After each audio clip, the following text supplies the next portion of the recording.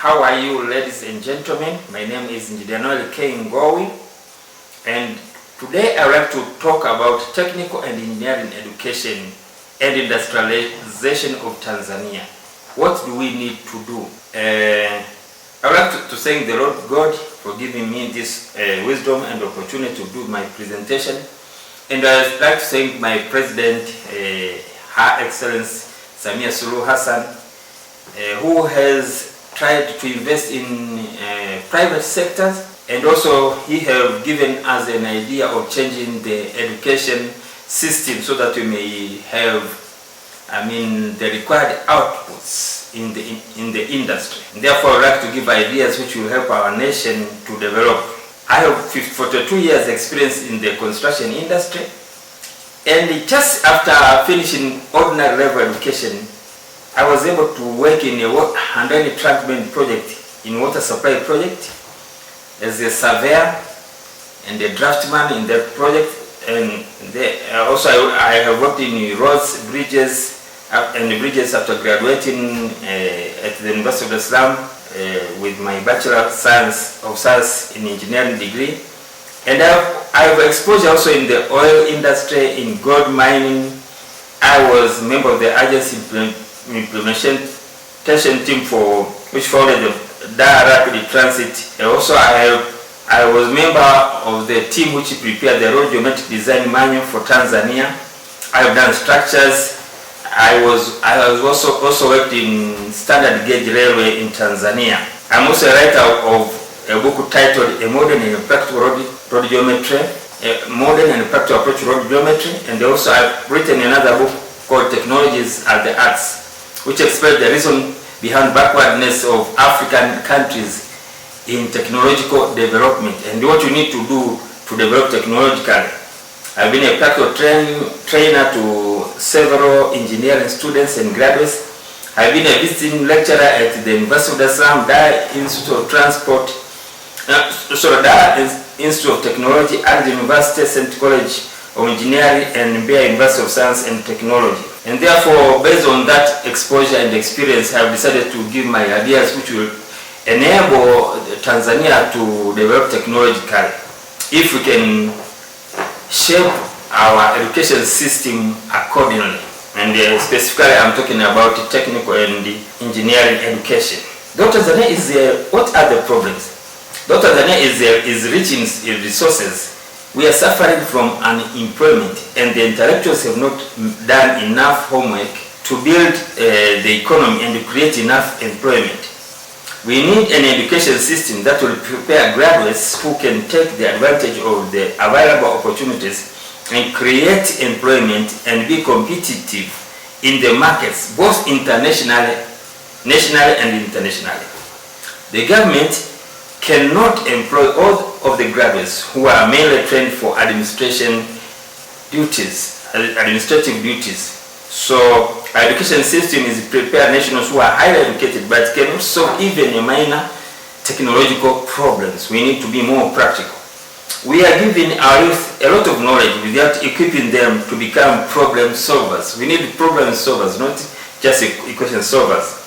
Tanzania as a nation has not ventured to produce even the machines discovered in the 19th century, that is between 1800 and 1900. We need graduates who can think and act beyond the national borders and beyond theories and solve actual technical, tangible problems.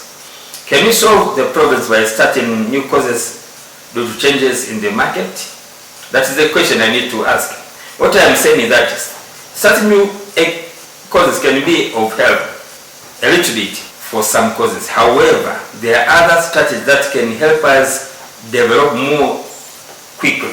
Changing mindset can bring more positive and quicker changes than starting new courses, according to my experience. Providing technical and engineering students with the fundamentals can help than starting new courses. This is because the fundamentals will keep them to be problem solvers rather than needing to be taught everything. There is a problem of fundamentals in the engineering and technical education in Tanzania. Our education system could equip the students to understand the real problems and provide solutions rather than a lot of theories. We need to decrease the burden to the students on too many subjects and prepare them to become really problem solvers. The importance of changing the mindset. We need to know that the success of our education system is not based on solving very difficult questions and very difficult scientific theories. Innovation should not be left to the youth alone. That is another peace of mind. But we need inputs from all people with exposure. So we need not just to tell the young ones to be innovative. Innovation is the duty of all of us. Equipping students with the required crafts and strategies, even to cope from other countries, can bring quicker and effective success instead of always talking about innovation and researches. By the way, China, Japan, and other Asian countries developed by copying from others. Why not us? Our education system directly should learn on how to use artisans and technicians to translate their researches into a reality. Our intellectuals also should find out inputs from the so-called unlearned and not shut themselves in the universe. That is, the cooperation between the learned and unlearned is important for us to develop technologically. We need to have the right proportions between science and technology. Sometimes we think that science is everything. No, science is not everything. You need to have science, but we need to have also the art or the technology or the know-how. We need to have the artisan or a technician. Let us learn to start little and grow up. Building the foundation for technicians and engineers. So our education system needs to have the fundamentals of engineering sciences. We need to give every student studying as a technician or as an engineer the fundamentals. Almost all the engineering disciplines need these fundamentals. All the engineering students should have fundamentals in all disciplines since they are interdependent. Graduates with the fundamentals can move with all changes of technology. We don't need to spoon feed our students with everything. We need to give them fundamentals, then give them assignment to develop our technologies. Our current students are cramming, and cramming kills creativity because we are taking them to universities and technical colleges without giving the fundamentals of engineering science, which was taught in the previous education systems. Let us put sufficient effort to computer-aided design and computer-aided manufacturing. Let us put more effort on workshop technology, because everything in technology is made, most of the technologies are made in workshops and not in laboratories. We give too much effort on laboratories but too little effort on the workshop, and therefore we don't have tangible solutions to our problems. We need to add value to workshop instructors. We despise the workshop instructors, but we honor the professors and the doctors having the PhDs and whatever. But those having PhDs and whatever without the workshop instructor cannot be a source of technological development themselves. So we need to ensure technical subjects are given the same weight as science, and if possible more than that. But the students need to be given the fundamentals of engineering science. Let me talk about the old technical secondary schools.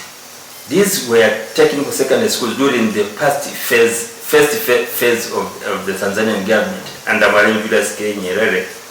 And the students learned science, engineering science, and technical subjects. And at the completion of O-level education, they were already technicians because they had the relevant fundamentals of engineering science and they have the required skills. They went to workshops for practice. And I want to tell you that they were better than the current beta system, because somebody graduating from technical school could have multiple skills, not only one skills like welding. He could have welding, workshop technology, fit and turning. He could have domestic electrical engineering and whatever. Just a single person with multiple skills. But in the beta system, we are producing maybe a welder or a plumber or a carpenter.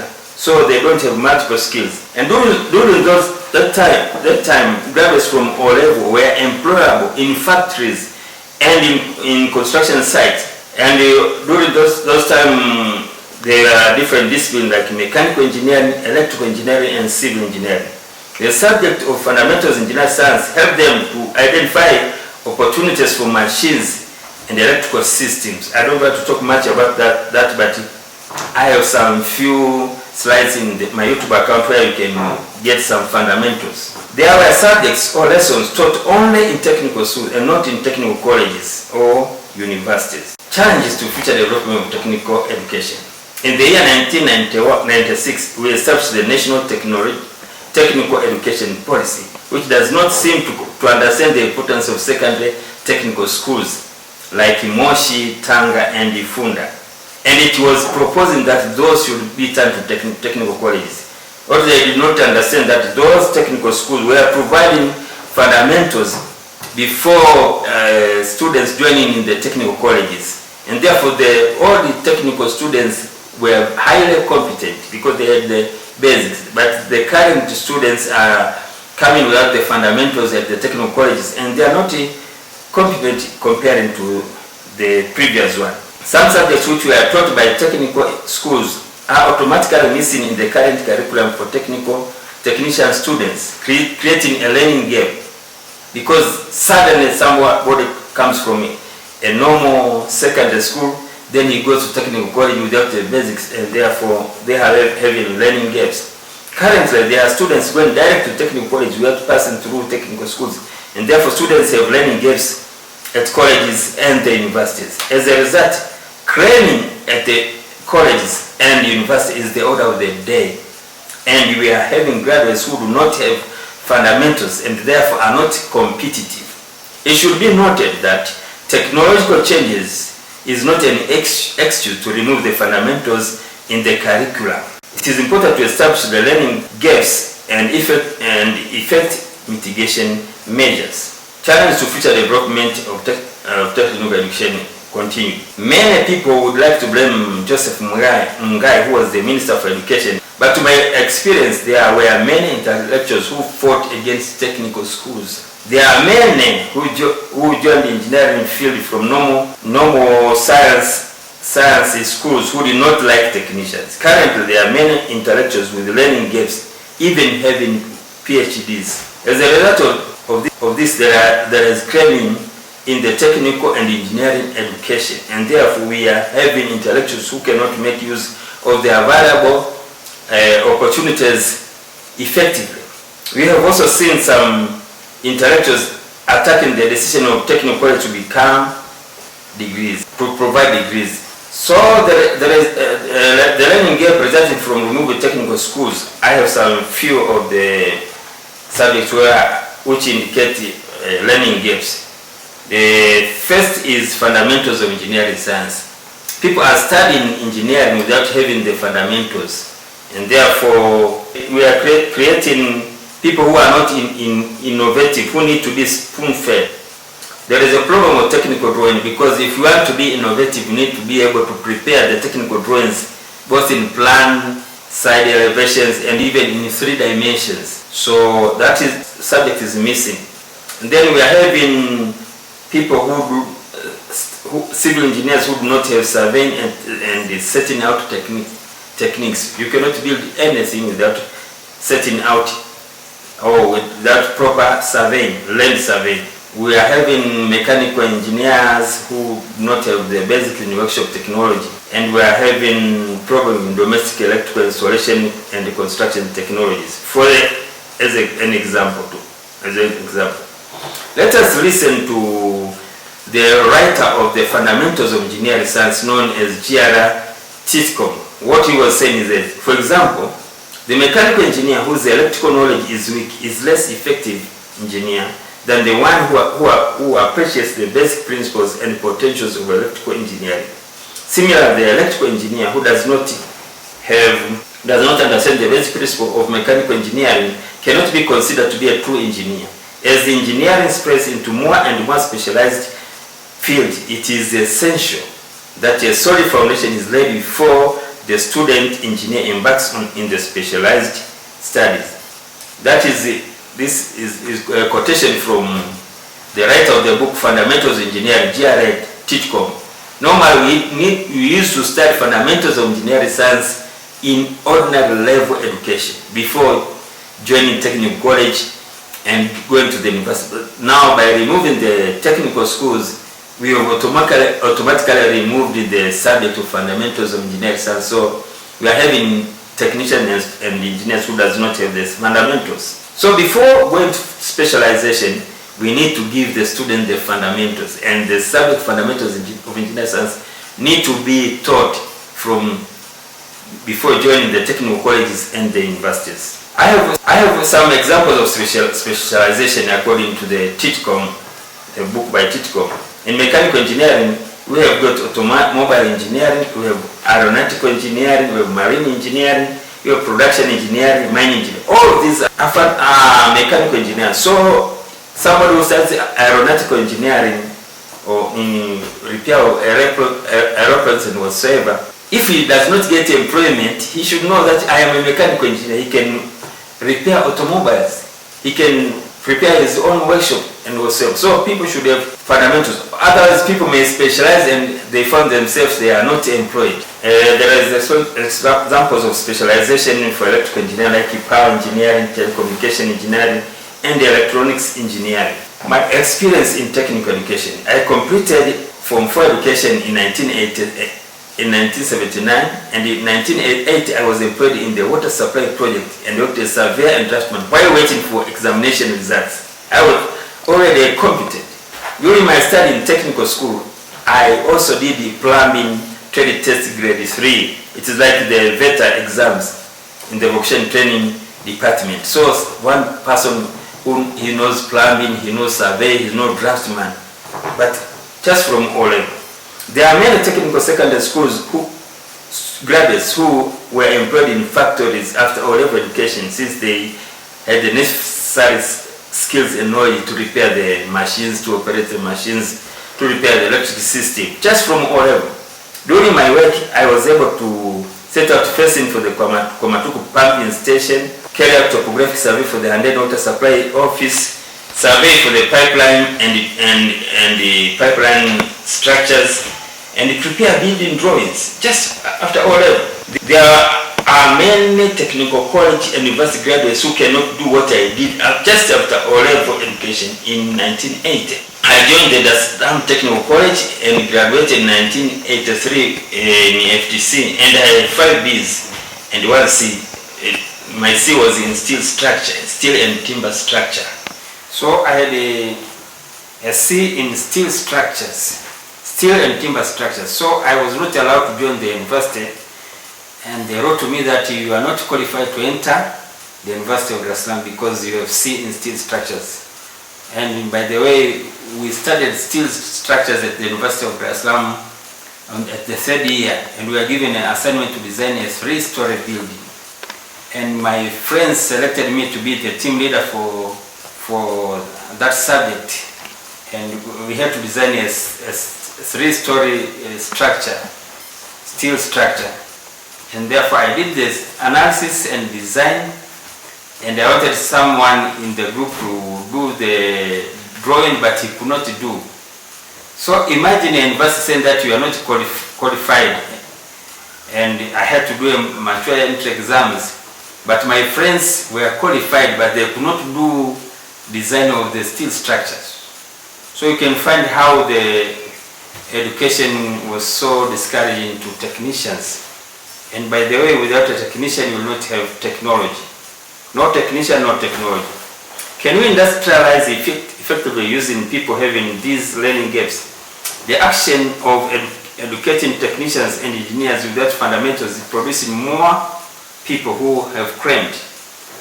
To move to an industrial nation, we need to have intellectuals who can translate what they have studied in practical solutions, into practical solutions to machines, industries and systems, for effective development of Tanzania.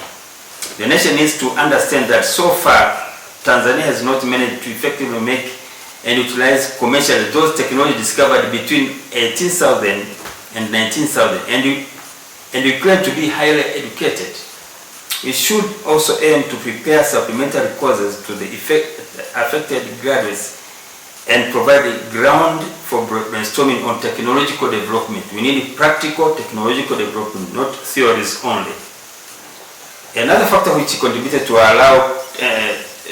contribute to low technological inputs to the industry is we had a socialist ideology, and which did not motivate people to be creative, since the private sector was highly discouraged. Many industries belonged to the government, and the governments became more creative in stealing rather than in production. Therefore, it was not easy to distinguish between one who is productive and who is not. Currently, it is important to motivate new graduates to be creative and to provide mentoring from old graduates. Currently, it is important to change the curriculum by first introducing the fundamentals before introducing new courses. Experience should be an important factor in selecting trainers. Colleges and universities should introduce fundamentals courses for at least 2 months before starting the actual courses in colleges and universities. What do we do for those who have already graduated? Supplementary courses are important. Engineers and technicians need to sit together also and try to brainstorm on what should be done to make basic machines such as motors, generators, transformers, pumps, and even engines for the market. The manufacturing process should be used for training of new students. Training should be practical and result-oriented. Let us build a brainstorming culture among the engineers and technicians. Brainstorming is the way of looking for new ideas. And if you can look in my YouTube account, Rolling Gold Technical Solutions TV, I have placed 3 videos which are providing fundamentals of engineering science. The first one is, number 1 is called Let Us Learn Angular Motions, Power and Drives for Machines. And then number 2, we have got Young Engineers, Let Us Learn Electromagnetism and its Application. And 3, Introduction of Structural Materials. I have placed those in order to enable young engineers and the technicians to have fundamentals so that they may be result oriented. Let us prepare a learning society. According to Vision 2025, preparing a learning society is a prerequisite for industrialization of Tanzania. If people don't learn, we are not going to have new technology. And when we are talking about learning, we are not talking about learning to pass exams, no, but learning to be able to solve problems and to be able to create opportunities. Tanzania does not have a learning society. Students should be encouraged to look for technological knowledge in social networks such as YouTube. People should not be satisfied from only what is taught at the universities and the colleges. Knowledge of current issues also is a problem in Tanzania. How can you industrialize and how can you use opportunities while you don't know even the society surrounding you? So people should be encouraged to understand the current issues. Let us prepare people with practical solutions to our technological problems and opportunities. Education should prepare students to see opportunities. So we have to provide them basics, teach them that education does not end in colleges and universities. Thirdly, we need to build skills and the basics, step by step, since childhood. Don't overwhelm students with all the knowledge when they go at the universities. Give them basics from O level, A level or technical colleges, and then at the university. Let us not fill the students with unfounded ideas that science is everything. Science is not everything. Science, to be meaningful, it should go with skills. You should be able to translate what you know into a reality. Let us start competitions of exposures and not passing exams only. People are studying to pass exams, but they have no exposures. What is needed to be done? People need supplementary courses, especially for the fundamentals. For example, fundamentals of engineering science, the fundamentals of the technical drawings. People should know how to prepare the basics of preparing technical drawings and translating them into real things. Surveying and setting out techniques is very important. For the basics, we need to teach them workshop technology, because we can create many technologies in workshop. Domestic electrical installation is very important. Construction technology is also highly important. We need to consider using old books which were focused on technical application, and also we need to encourage people to write books to provide basics. That is very important. I've written a book called A Modern and a Practical Approach to Road Geometry, because the technologies on geometric design of roads have changed. So that is an example. It is important to research on what should be taught in our curriculums. Reducing weight on technical schools have resulted in students entering colleges without basics. According to my study, I found that there is a repetition of what is taught to technicians and to engineers. You are repeating the same subjects while you have not given them the basics. And the basics were removed after removing the technical schools.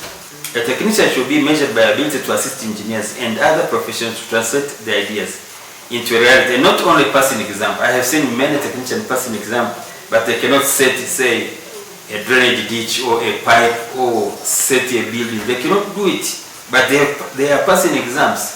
People cannot maybe bend a piece of iron or shape it in the required shape, but they are passing exams. So such type of graduates will not be useful to us as a nation. We need to understand that our real aim when we are preparing technicians. We are preparing practical people. We may remove unnecessary subjects and put efforts on the real requirement, real problem solutions. We need result-oriented technical education. Students should be given tasks to produce actual technological solutions and should be paid if they provide solutions. College should be tasked into producing technology starting from 19th century, like electric motors, transformers, engines, motors, pumps, etc. And this should be put in the market. Emphasis should be on technical schools when considering degree courses in the technical colleges. Special funds should be set for graduates from our technical colleges and universities with technological ideas to establish startups. So it is important to encourage startups among the technicians and engineers. Let us differentiate between the engineer for the industry and engineer for administration. You know, Germany has two education systems. They have got the engineers for the industry and the engineer for the administration. It is necessary for the engineer for the industry to have solutions for many practical solutions. We need practical solutions to problems. Practical study need more emphasis to engineer for the industry. We need to set targets on what the engineer for the industry is required to be able to do and should be assessed on the deliverables.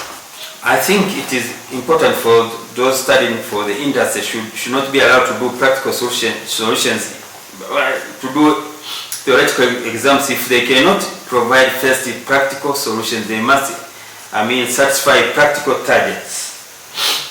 Let us differentiate between Bachelor of Engineering and Bachelor of Science in Engineering. You know, there are two types of engineering degrees. There is Bachelor of Engineering and Bachelor of Science in Engineering. And then universities such as University of Islam, they provide Bachelor of Science in Engineering, but in DIT they provide Bachelor of Engineering. There is a difference between Bachelor of Engineering and Bachelor of Science in Engineering. We need to show the difference. Ability to put knowledge into practice should be emphasized in Bachelor of Engineering and not doing researches. So in technical college, we need to provide to prepare practical people. We need to put emphasis on the final year projects rather than researches. They should be able to solve practical problems. Sometimes we are putting too much emphasis on the sciences rather than the skills or the technologies. And we need to know that there are so many graduating now with Bachelor of Engineering, but they don't have even basic skills. I have seen myself. We need more emphasis on availability of tools and machines for application than thinking in starting new courses. For example, if I was required to introduce maybe new skills or new new courses, I would say no, let us build new workshops and introduce new tools so that every student should be able to solve practical problems. And if we give people the basics, then they can match with any new technology which shall be introduced. Who is supposed to lead the technical college? You know, many Tanzanians mix science and technology. We think that it is the same. It is not the same. The aim of science is to understand the different phenomena and the reasons behind, while the aim of technology is doing the real thing to solve tangible problems. Our education system rewards a lot for those who are doing scientific researches than those who invest in solving actual problems. By the way, I want to tell you that there is a lot of knowledge which is available, which we have not been able to translate into a reality. And yet we are doing research looking for new knowledge. So we need to put effort. If we are putting too much effort in researches while we are not putting in actual translating into actual technologies, we are like a farmer who have farmed his farm, and instead of harvesting is looking for new farms. We need to start harvesting technologies. The lack of balance is making many actually invest so much in the sciences and move away from technology, because if you want to be promoted, you need to do research and not solve actual problem. What I want to tell is that no technician, no technology. So we need to invest in the technician. What should we do? Let us evaluate our performance. We need to evaluate the performance of all graduates towards industrialization and provide remedies where required. We need to ask ourselves, okay, we have 60 years after independence and we have many graduates. Have we translated the knowledge into a reality, into those old technologies discovered 200 years ago? The answer will be no. So we need to evaluate ourselves and start moving towards the right direction. All the graduates should lead by examples, by showing the untapped potentials and how it can be applied. Let us first evaluate the potentials in the available courses and whether they have been applied, and the reason behind if we have not been able to apply. What we need to do to apply those old knowledges which we have studied. Let us make our course content which can provide solutions. Let us build the habit of measuring performance in the industry. Our education system should be measurable, that with people studied this and we have developed this and that machine, those technology are available in the market. Let us as a nation invest on the graduates who have shown signs of output. So education system should not end in colleges but in the actual industry. Let us learn to have proper balance between science and technology. You know, we need to develop technology teams now. What do we need to do? We need to know that innovation is not for youth alone, but even for old people. So the youth and the old people should work together to develop technologies. It is necessary that we teach our youth to copy as an important strategy to technological development. We are always talking about innovation and the researchers, but we are not talking about copying. By the way, Japan, China and Korea developing by copying first, and then they did innovation. So we need to start copying, man. Cooperation between the old and the youth is important. The old have got exposure. Most of us have worked many countries in the world, so we need to provide solutions and not stories. Academicians and scientists should bring outcomes of their researches to the technicians for implementation. So it's high time now the scientists and academicians learn to work with the technicians so that we may have technology. No technician, no technology. Let us start national technological forums having academicians, engineers, scientists, economists, business experts, etc. Students should be taught to identify and to apply opportunities, not only to pass exams. And we need to have technological clubs and team building in our colleges. I mean, students should form their own technological clubs. Like I've attended one technology club at the Mbeya University of Science and Technology. That is a good example. What should be done continued? Promotions at college should not be based on contribution to sciences alone, but also to technology. Because normally we promote people because they have written scientific papers, but we don't promote those who have done technological innovation.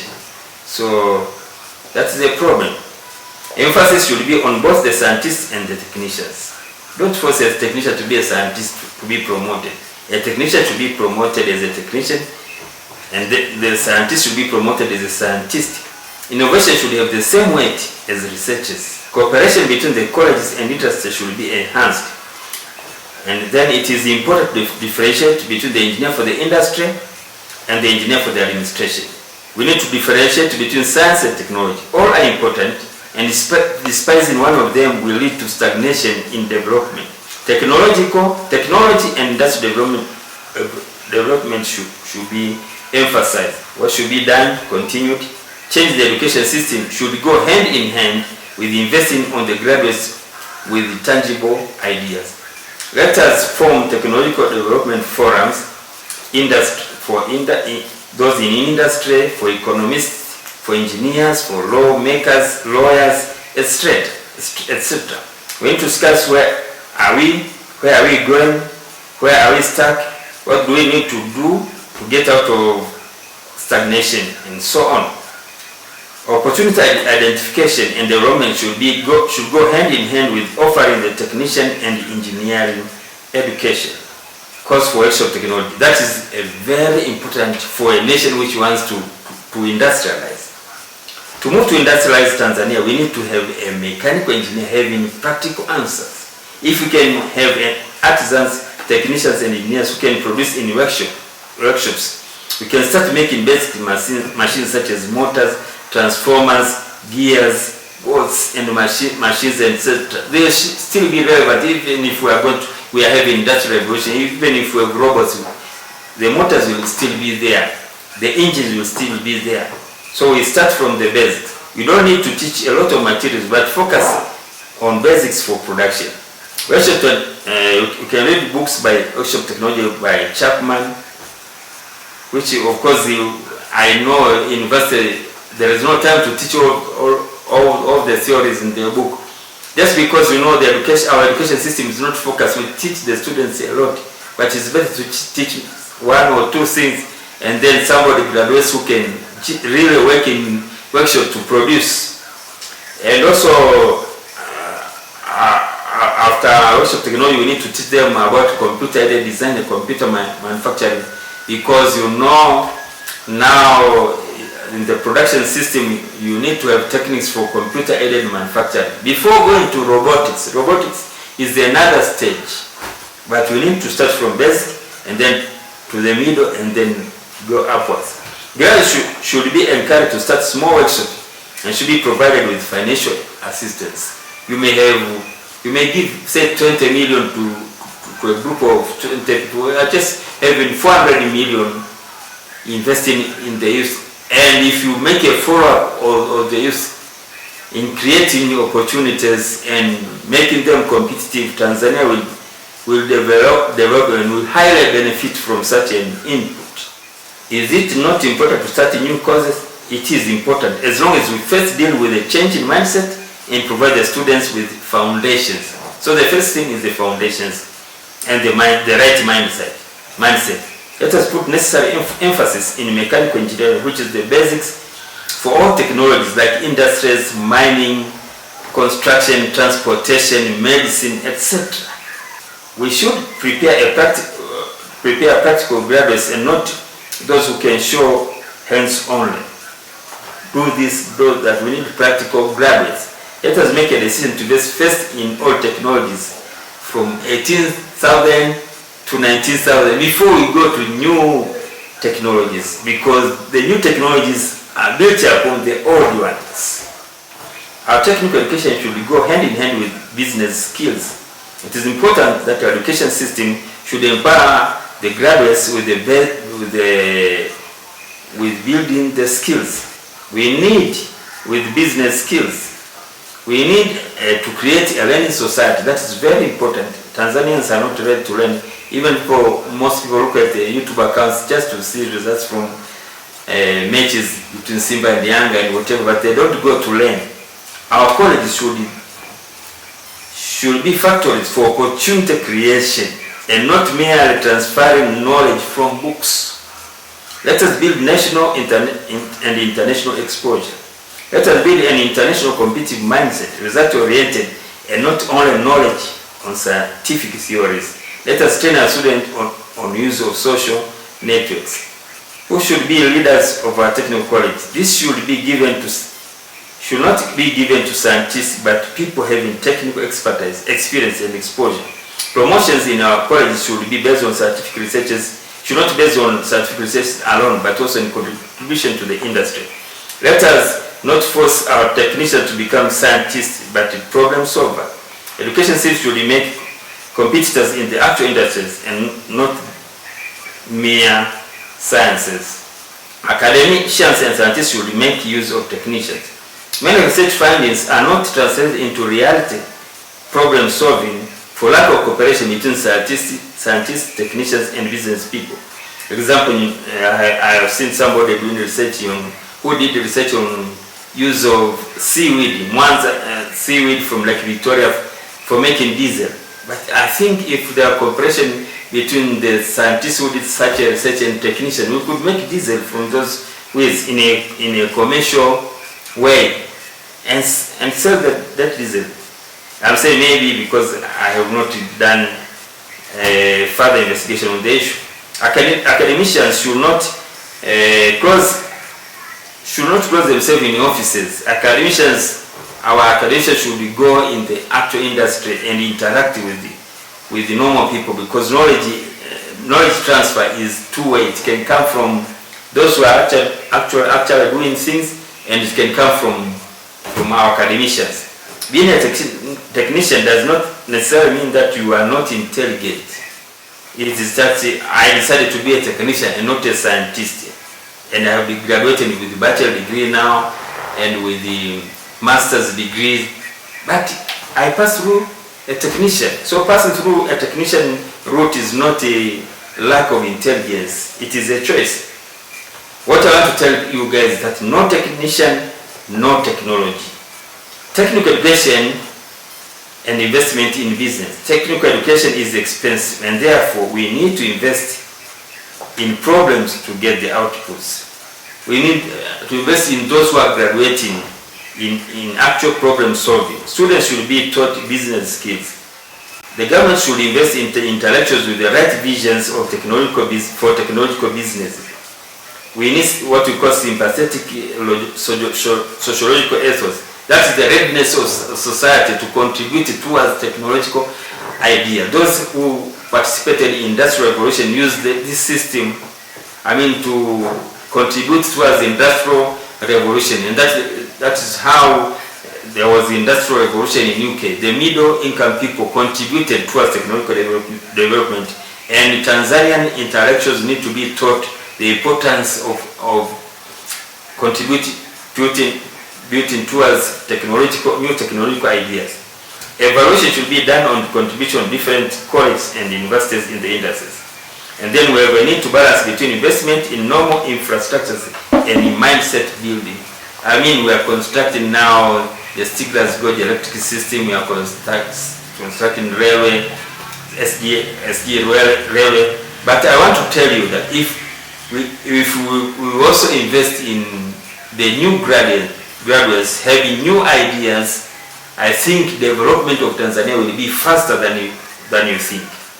So we need to invest in people having the right mindset, the right basics, the right knowledge, the right skills. It is important to build technological development teams. Very important, guys.